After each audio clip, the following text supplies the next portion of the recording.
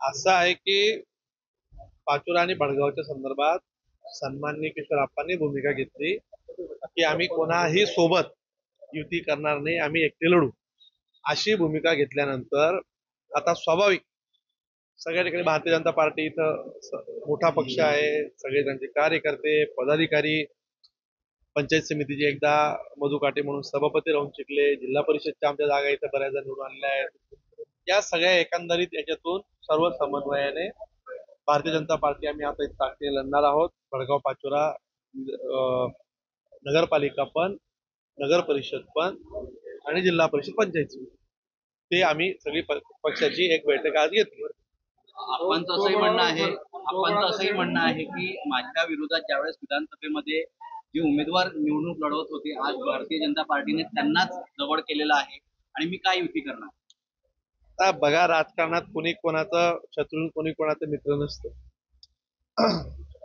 त्यांनी पहिले दिलीप भाऊंशी मैत्री केली होती.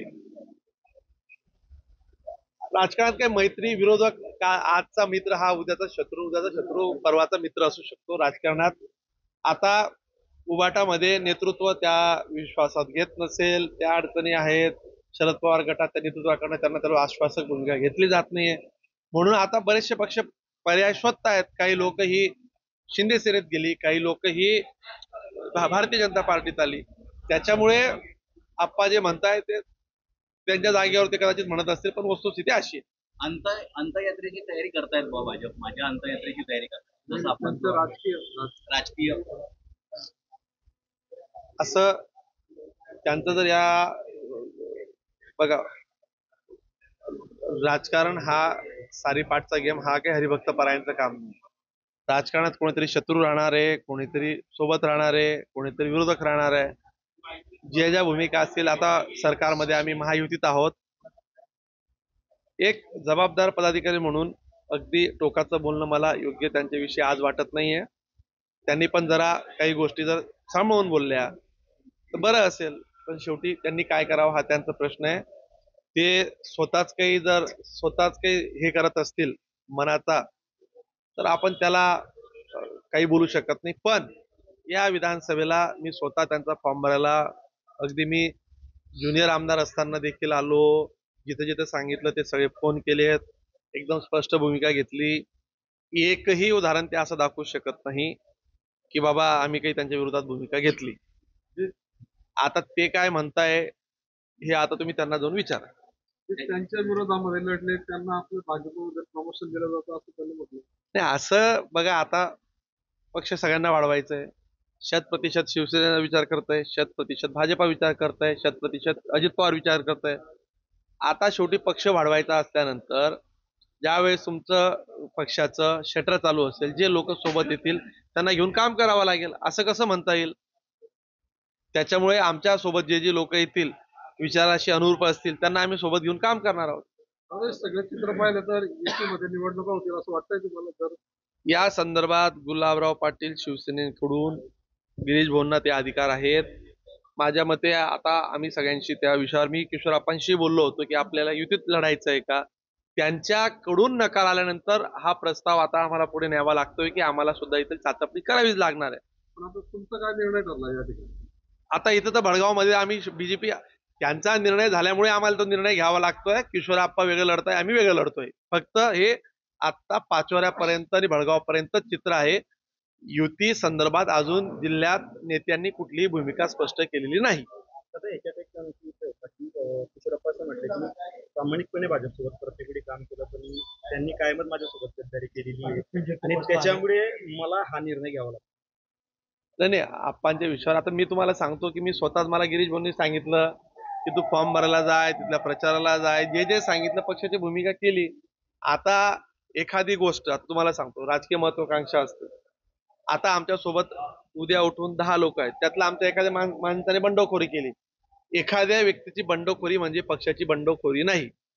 भारतीय जनता पार्टीचे प्रमुख 20 पदाधिकाऱ्यांपैकी 15-17 पदाधिकाऱ्यांनी त्यांचं काम केलंय. मधु काटेंनी काम केलंय, मुंडेंनी काम केलंय, कितीतरी असे आमचे प्रमुख पदाधिकारी आहेत, सगळ्यांनी त्यांचं काम केलंय. पण आता ते काय सांगताय आणि हा काय सांगताय ते आता विषय, म्हणजे त्यावरनं चर्चा केलं बरं. त्यांची मनाची जर ती भूमिका स्पष्ट, त्यांचा म्हणजे त्यांचा जो आज समज आहे, जर तो गैरसमजात निर्माण झालाय तर त्याला आपण करणार काय? यातून काही चर्चेचा मार्ग आहे दादा आणखी? कुठून? या- कधीही आमच्याकडून चर्चेचे मार्ग युतीचे सगळ्यांसाठी खुलेच असतात.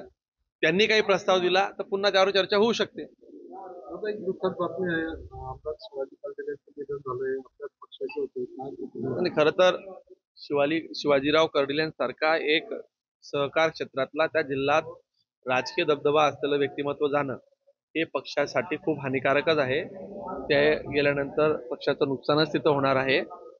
परंतु दुर्दैवाने जो झालंय ते भारतीय जनता पार्टी आणि सर्व परिवार हा त्यांच्या दुःखात हा सहभागी आहे. काल माजी खासदार जे आहेत आपले उमेशदादा पटेल त्यांनी शेतकऱ्यांना नुकसान भरपाई मिळत शिवीगाळ केल्याचं पाहायला मिळालं. बघा, पहिला मुद्दा तुम्ही सगळे पत्रकार पहिले एक समजून घ्या.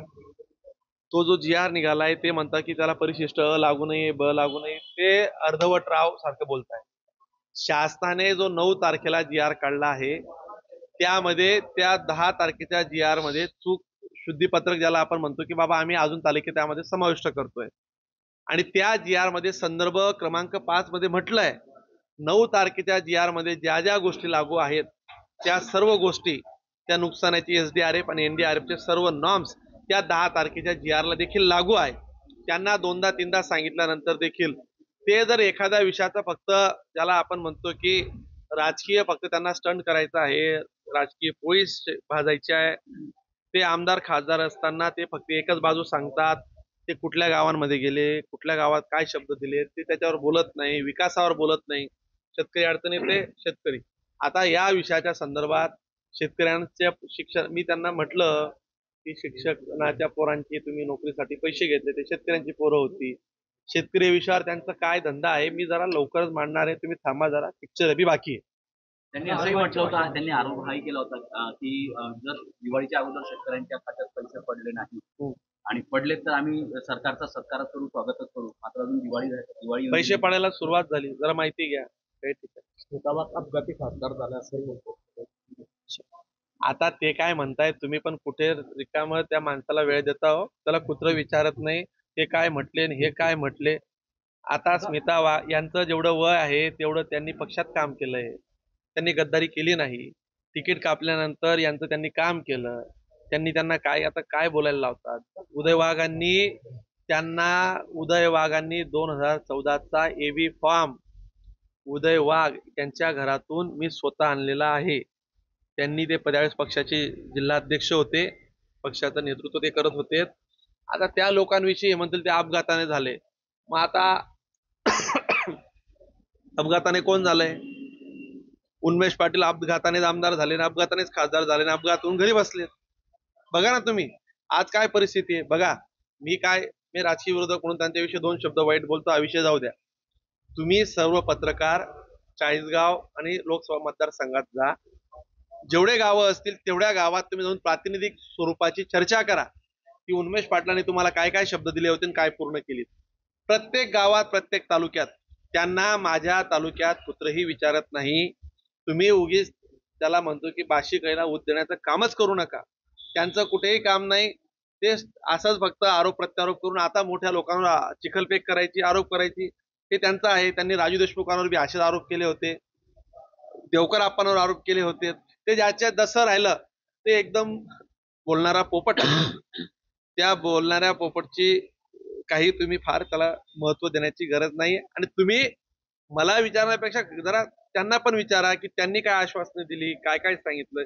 तुम्हाला पण पत्रकार, तुम्ही त्यांना काय विचारत नाही की तुम्ही हे बोलले होते, नगर परिषद घेतली त्यावेळेस हे शब्द दिला होता, 500 रुपयाच्या स्टॅम्प पेपरवर लिहून द्या असं सांगितलं होतं.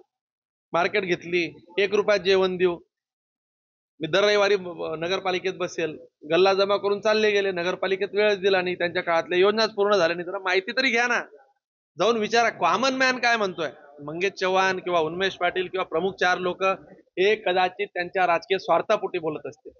जर त्या माणसाने जर असं काम केलं असतं, शेतकऱ्यांविषयी खरंच कळवळा असता, तर लोकांनी त्यांना का नाकारलं, का ते सकारात्मक चित्र उभे करू शकले नाही. ते आता कृषी विज्ञान केंद्र एवढ्या मोठ्या गोष्टी सांगतात, त्यांच्या काळात का केल्या नाहीत? त्यांचे कोणी हात धरले होते? त्यांनाही करायचं होतं ना. बोलणं सोपं असतं. साधं एक तलाठी कार्यालय, एखादी इमारत, एखादं काही काम त्यांनी पूर्ण केलं आणि लोकार्पण केलं. असं कधीही झालं नाही. त्यांच्या कार्यकाळातली अजूनही कामं काही संपलेली नाही. शिवराळ भाषा अशा पद्धतीने लोकप्रतिनिधी असलेले, खासदार असलेले, आमदार असलेले प्रशासनाविषयी अशी शिवराळ भाषा बघा, एका महिला खासदाराविषयी असं बोलणं म्हणजे त्यांच्यातून त्यांची उद्विग्नता लक्षात येते. म्हणजे देशाच्या सर्वोच्च सभागृहातल्या खासदाराला असं सार्वजनिक ठिकाणी सरकारी कार्यालयात इतक्या घाणेरड्या शिव्या देणं, मला असं वाटतं की हे दुर्दैव आहे. कदाचित ते त्यांचे संस्कार असतील, काय असेल ते त्यांनाच माहिती. परंतु याचा निषेध भारतीय जनता पार्टी करते.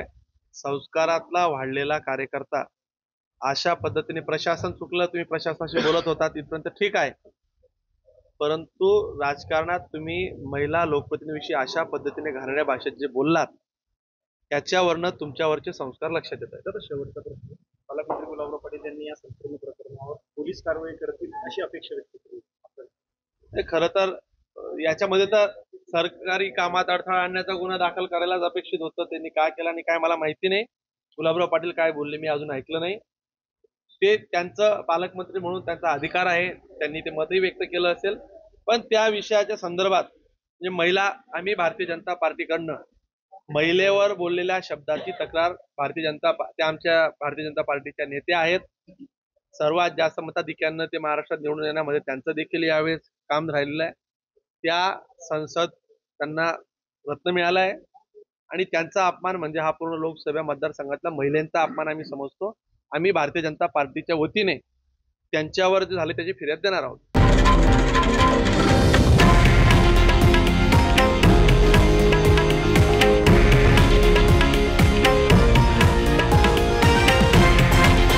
हे आहे देशातील नंबर 1 न्यूज नेटवर्क आणि आपण पाहत आहात TV9 मराठी, एकमेव.